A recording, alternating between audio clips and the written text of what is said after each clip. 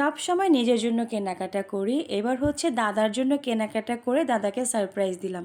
Hello everyone, আসসালামু আলাইকুম, কেমন আছেন সবাই? তাহলে চলেন শুরু থেকেই শুরু করা যাক। দাদার জন্য যে আমি টুকটাক কিছু জিনিস কিনেছি, দাদা কিন্তু তা জানতো না। দাদা রুমে বসে বসে গল্প করতেছিল, তখন হচ্ছে আমি এই জিনিসগুলো নিয়ে যাই।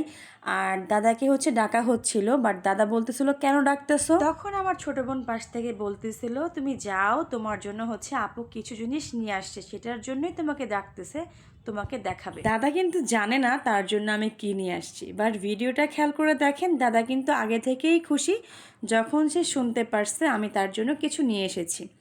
এবং সে ক্যামেরা অন করা দেখে সুন্দর করে পাঞ্জাবিটাকে বারবার ঠিক করতেছিল। তো এত বড় ব্যাগ যখন তার সামনে আমি রাখছি, সে এত খুশি হয়ে গেছে আলহামদুলিল্লাহ। আশেপাশে সবাইকে বলতেছিল কি আনছে গো, কি আনছে।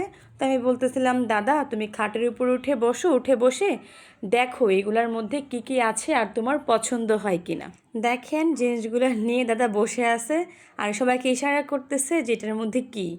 তো পরবর্তীতে হচ্ছে আমি যাই, আমি গিয়ে হচ্ছে প্রত্যেকটা জিনিস খুলে খুলে দাদাকে দেখাই। টুকটাক অনেক কিছুই দাদার জন্য এনেছিলাম। প্রথমে হচ্ছে এটা একটা কেটলি ভিশনের, মেবি এটা 500 লিটারের। দাদা সব সময় চা কফি খায়, দিনে 2-1বার তো খায় মাস্ট। তো আমি ভাবলাম দাদার জন্য একটা কেটলি কিনে দেই। বাড়িতে দেখি দাদা নিজের চা নিজেই বানায়। দাদার একটা ছোট্ট কেটলি আছে, প্লাস্টিকের, ইলেকট্রিক আর কি। ওটার মধ্যে দাদা পানি গরম করে, তারপর হচ্ছে চা কফি যেটাই খায়। সে চিন্তা করে হচ্ছে এই কেটলিটা কিনেছিলাম, যেহেতু সেটা অনেক পুরান হয়ে গেছে, তারগুলোও ভালো না। তো ভাবলাম অনেক দিন তো ইউজ করলো, এখন এটা চেঞ্জ করে দেওয়া যাক। তো তারপর হচ্ছে এই কেটলিটা আর কি নেওয়া। ভাবছিলাম যে অন্য কোনো কালারের নিব, বাট অনেক খোঁজাখুঁজি করছি, অনেক জায়গায় গেছি। একটা শোরুম থেকে আমি সব নেই, অনেক জায়গা ঘুরে তারপর হচ্ছে এক এক জায়গা থেকে এক একটা নিয়েছি, বাট সব হচ্ছে বেস্ট বাই থেকেই নেওয়া। তো লাস্টলি হচ্ছে এটাই নেওয়া হয়েছে, কজ হচ্ছে এর থেকে বড়গুলা বেশি বড় হয়ে যায়, কারণ দাদা একাই বাড়িতে চা কফি খায়, অন্য কেউ খায় না।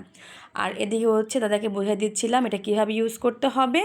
দাদা সেটাই বোঝার চেষ্টা করতেছিল সে কীভাবে এটা অন করবে। দাদা কিন্তু এই কেটলিটা পেয়ে অনেক বেশি খুশি হয়ে গেছিলো, মানে দেখেই বলতেছিল এটা দিয়ে কি আমি চা কফি খাবো। আমি বললাম হ্যাঁ, সেজন্যই তোমার জন্য এটা আনছি, তুমি এটা দিয়ে চা কফি খাবা, পুরানটা আর ইউজ করার দরকার নাই। তারপর হচ্ছে তার জন্য ছোট্ট একটা ট্রে আনছি, আর হচ্ছে একটা চা ছাঁকনি আনছি। দাদা চাইলে এই ছোট্ট ট্রেটা অনেকভাবে ইউজ করতে পারবে, চাইলে সেটাতে বিস্কুট রেখে খেতে পারবে, অথবা চার যে কাপ সেটাও রাখতে পারবে। দাদার কিন্তু অনেক বন্ধুরাই আসে বাড়িতে, তো দাদা চাইলে তাদেরকেও সার্ভ করতে পারবে।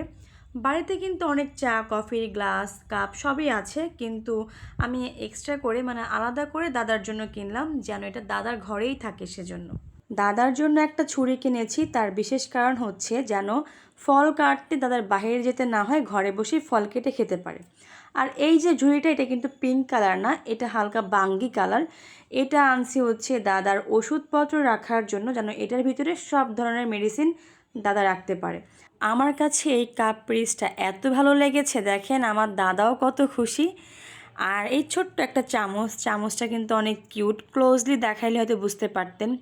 সব কিছু পেয়ে আলহামদুলিল্লাহ আমার দাদা এত খুশি হয়েছে। আর দেখেন সে খুশি হয়ে কি বলতেছিল, আমার দাদা কি আনছে তো সুন্দর হয়েছে তো। আমি চেয়েছিলাম দাদার চা কফি খেতে যা যা প্রয়োজন সব কেনার জন্য, কিন্তু এর থেকে বেশি কিছু আমি পারি নাই। ইনশাল্লাহ একদিন সব কিছু কিনে দিব। আমার দাদা এতটুকুতেই অনেক খুশি আলহামদুলিল্লাহ। সবাই আমার দাদার জন্য দোয়া করবেন।